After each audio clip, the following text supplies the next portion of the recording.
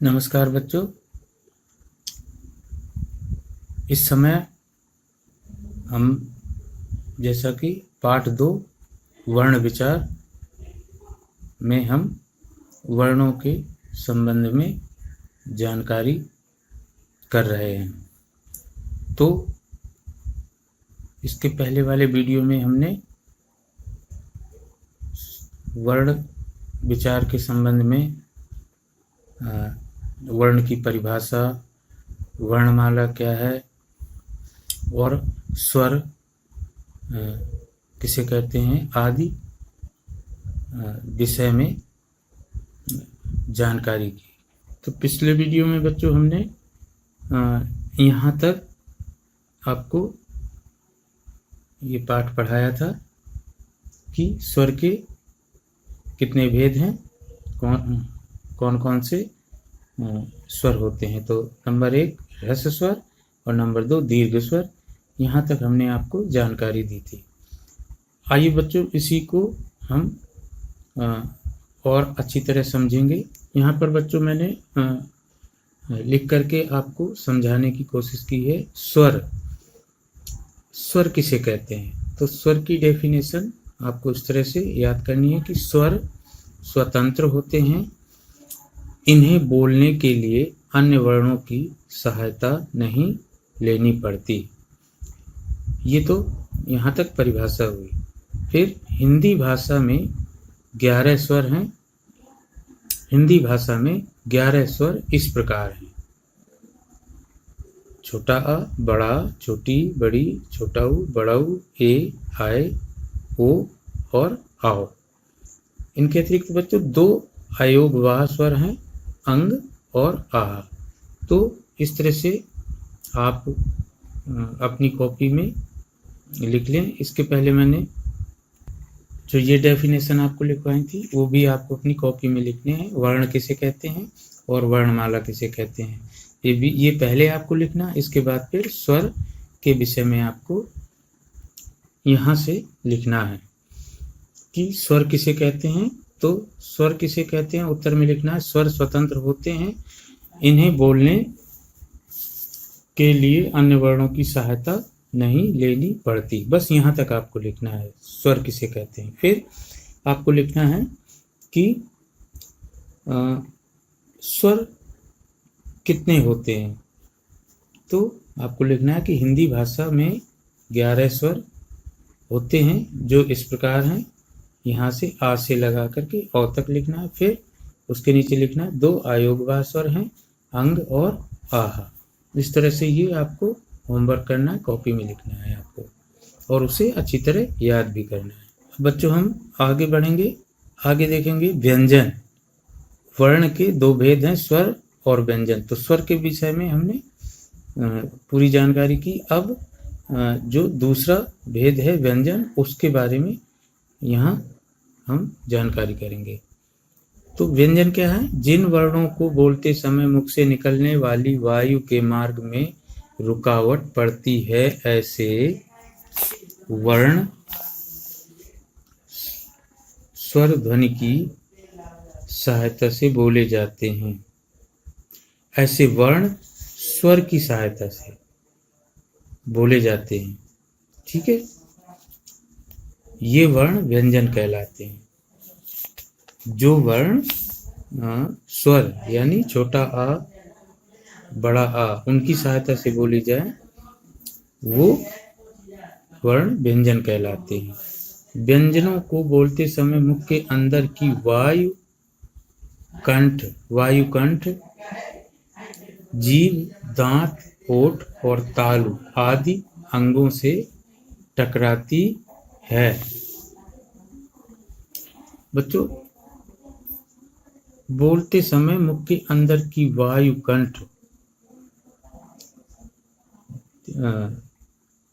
जब हम व्यंजनों को बोलते हैं तो हमारी वायु बोलते समय हमारे मुख की वायु मीन्स हवा, कंठ यानी गले से, फिर जीभ से, दांतों से और होंठ से, और तालु मीन्स जो दांतों के पीछे का भाग होता है, तलवा होता है जो मुख के अंदर का, जिसमें हम जीभ ऊपर या नीचे, तो ऊपर का हिस्सा तालु कहलाता है।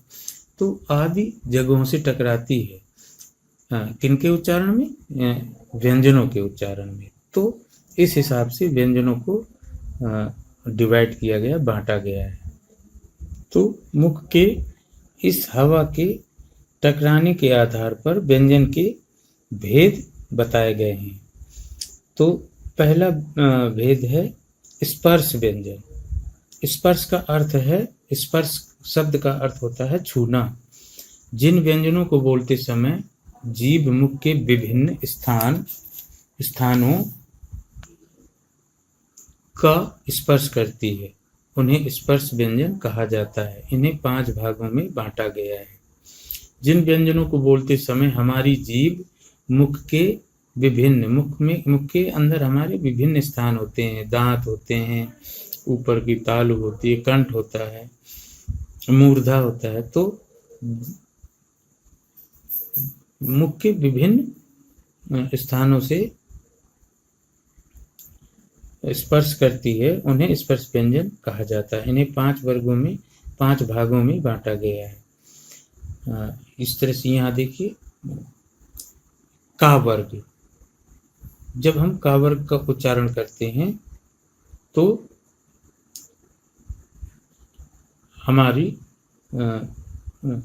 वायु, मुख से निकलने वाली वायु या जीभ जो है वो कंठ से टकराती है। जैसे का, तो जब हम का बोलेंगे तो हमारे मुख से वायु गले से जो है कंठ से निकलती है। का, खा, गा, घा, अंगा, ये 5 का जब हम उच्चारण करते हैं। जब हम चा वर्ग का उच्चारण करते हैं तो चा, छा, जा, झा, इया, ये हमारी वायु तालु से, यानी कि जो हमारे दांतों के पीछे वाला हिस्सा है, मुख के ऊपर वाला हिस्सा, वहाँ से हमारी जीभ टकराती हुई, वायु टकराती हुई वहाँ से ये ध्वनि निकलती है। फिर टा वर्ग, तो टा, ठा, डा, ढा, आड़ा, इस तरह से ये मूर्धा,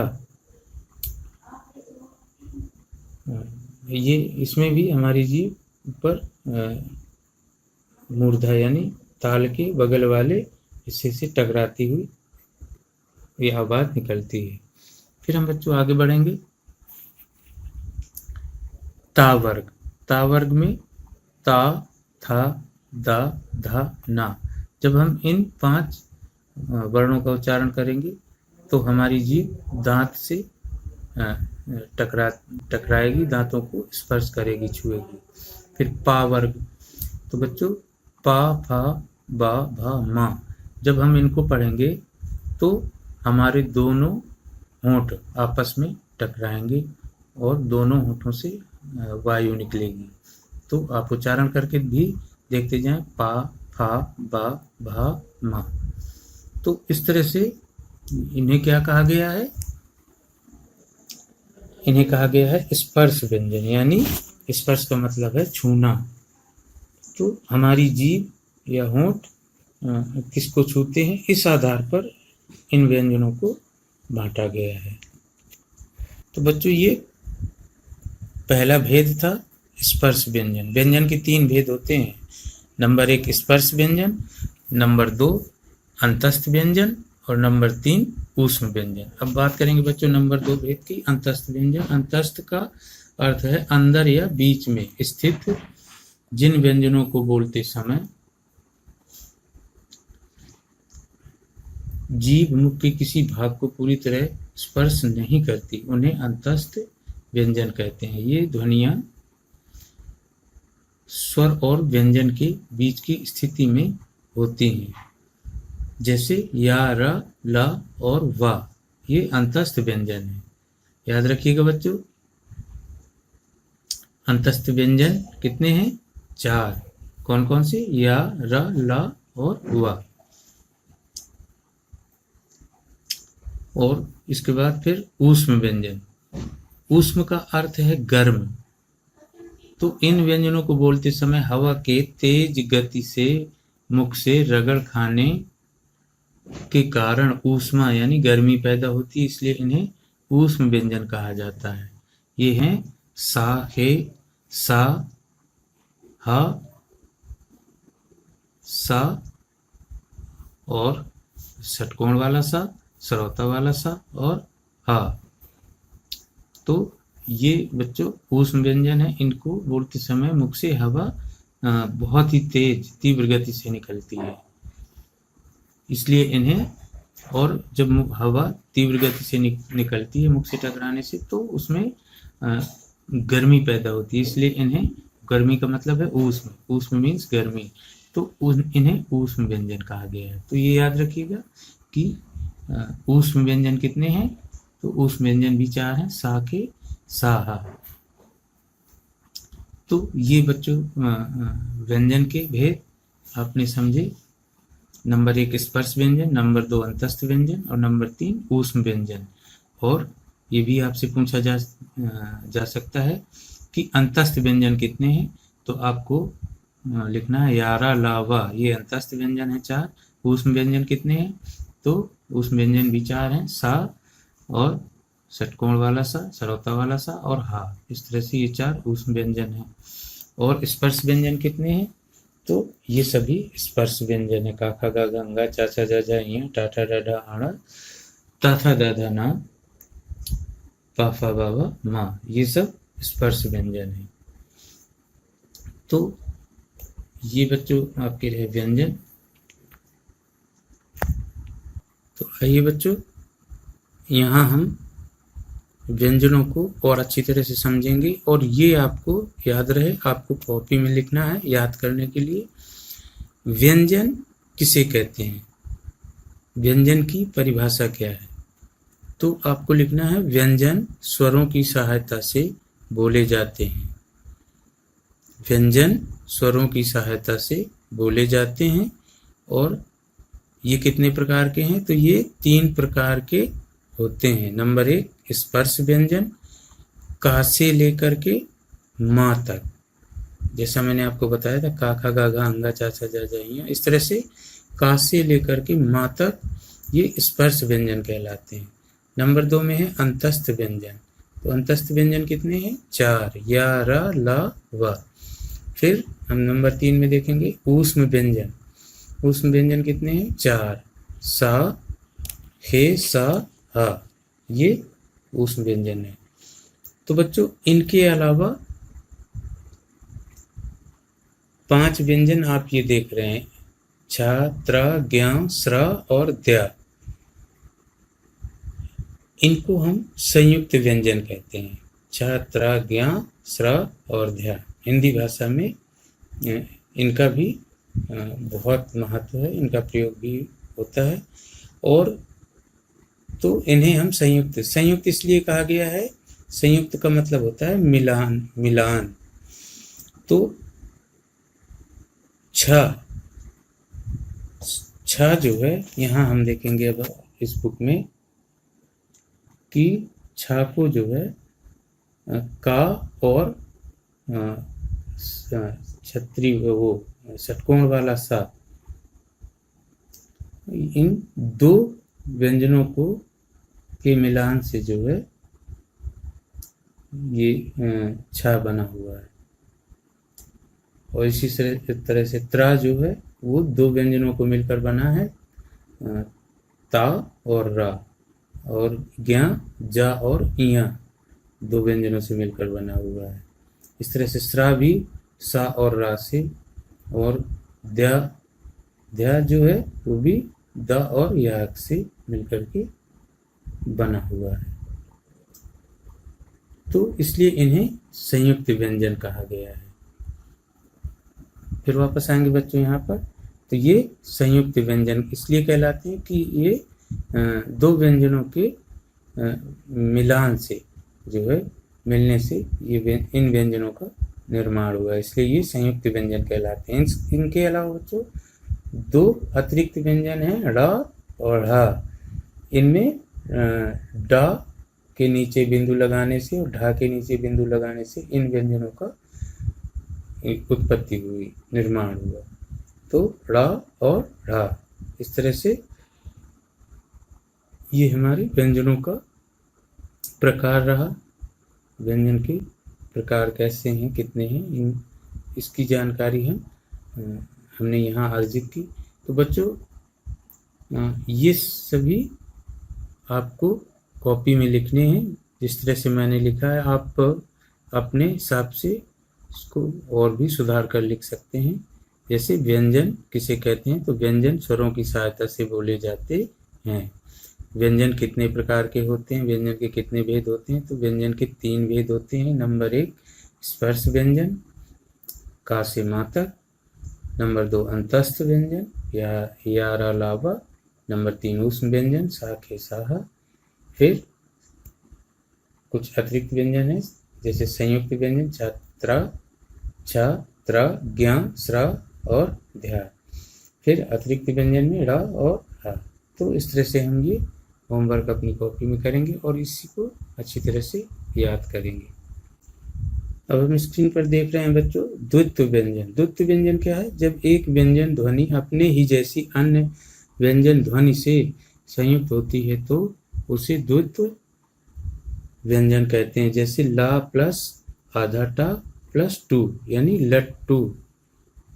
बच्चों आधा व्यंजन और उसके बाद में पूरा व्यंजन यदि कहीं आता है और वो एक ही व्यंजन हो तो उसे क्या कहते हैं, द्वित्व व्यंजन। जैसे गा प्लस आधा ना प्लस बड़ा ना, यानी गन्ना। तो यहाँ पर आधा ना और बड़ा ना ये द्वित्व व्यंजन है, और इसमें आधा टा और टू ये द्वित्व व्यंजन है। फिर बच्चों हम यहाँ देख रहे हैं आयोग वाय। आयोग वाय के विषय में हम आपको पहले भी बता चुके हैं कि स्वरों और व्यंजनों के अतिरिक्त हिंदी वर्णमाला में 2 वर्ण और भी हैं।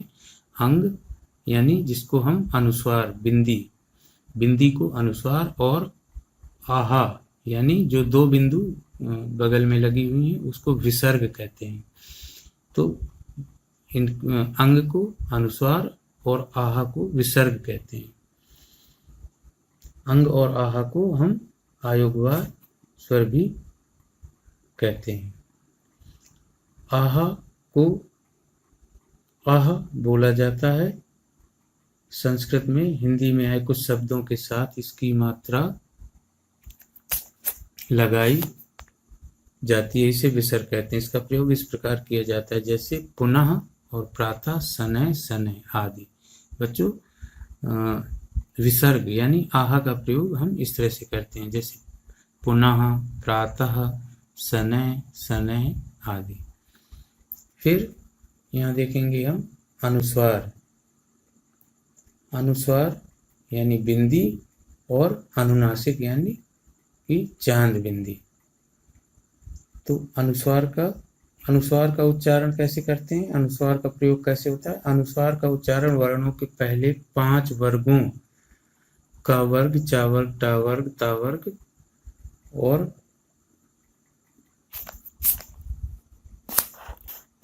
का वर्ग, चा वर्ग, टा वर्ग, ता वर्ग और तथा पा वर्ग के अंतिम वर्णों के अर्धांश के समान नासिका से होता है, जैसे कंठ, अंडा, ठंड, हंस आदि। तो अनुस्वार को बच्चों हम इस तरह से भी पहचान सकते हैं कि जिन शब्दों को बोलने में हम वायु सिर्फ हमारी नाक से निकलती है, वहाँ अनुस्वार लगाया जाता है। जैसे कंठ, तो कंठ को जब हमने बोला तो उच्चारण कंठ, सिर्फ नासिका से वायु निकलती है। चंद्र बिंदु में, अनुनासिक में वायु जो है वो हमारे मुख से और नाक दोनों से निकलती है, जैसे हंस, ऊंट, आंख, मुंह और सांप।